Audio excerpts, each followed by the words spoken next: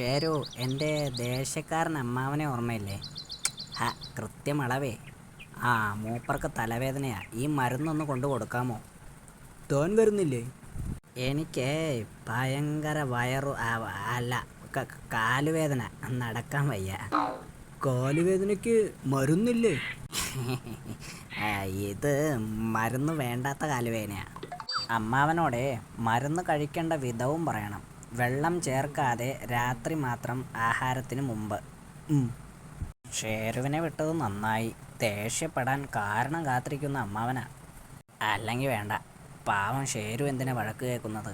ഷേരു, താനേ അത് വേറെ ആരുടെയെങ്കിലും കയ്യിൽ കൊടുത്തു വിട്ടാലും മതി. കഴിക്കേണ്ട വിവരം തെറ്റാതെ പറയണമെന്ന് മാത്രം.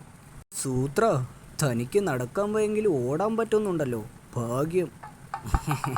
അത് എടോ, താൻ ഈ മരുന്ന് സൂത്രൻ്റെ ദേഷ്യക്കാരൻ അമ്മാവിന് കൊണ്ടു കൊടുക്കാമോ? വെള്ളം ചേർത്ത് രാത്രി മാത്രം ആഹാരത്തിന് മുമ്പ് കഴിക്കാൻ പറയണം. ദേശക്കാരനാണെങ്കിൽ വേറെ ആരുടെയും കയ്യിൽ കൊടുത്തുവിടാം. എടോ, ഇതേ സൂത്രൻ്റെ ദേശക്കാരൻ അമ്മാവന് കൊടുക്കാനുള്ള മരുന്നാ. ആഹാരം വെള്ളം ചേർത്ത് രാത്രി മാത്രം കഴിക്കാൻ പറയണം. സൂത്രൻ്റെ ദേഷ്യക്കാരൻ അമ്മാവനുള്ള മരുന്നാ. രാത്രി ആഹാരത്തിൽ മാത്രം വെള്ളമൊഴിക്കാൻ പറയണം. സൂത്രൻ്റെ അമ്മാവൻ്റെ ദേഷ്യത്തിനുള്ള മരുന്നാ. രാത്രി കഴിക്കുന്ന ആഹാരത്തിൽ വെള്ളമൊഴിച്ചതിൻ്റെ ദേഷ്യമാണ്. സൂത്രൻ്റെ അമ്മാവനുള്ളത് രാത്രി ആഹാരം വെള്ളത്തിൽ കളഞ്ഞ ദേഷ്യത്തിന് കഴിക്കാനാ. സൂത്രൻ്റെ ആഹാരം അമ്മാവൻ രാത്രി വെള്ളത്തിലിട്ടു.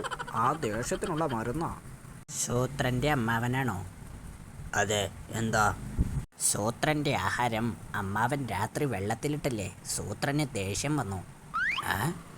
ആ ദേഷ്യത്തിനുള്ള മരുന്നാ. അമ്മാവൻ തന്നെ ഇത് സൂത്രന് കൊണ്ടു കൊടുക്ക്. എങ്ങതാ, ഞാൻ കൊടുത്തോളാം.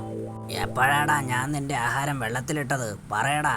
അയ്യോ, മണ്ടന്മാരെ പണി ഏൽപ്പിച്ചിട്ട് 8ന്റെ പണി തന്നെ കിട്ടി. അതെപ്പോഴാ സൂത്ര?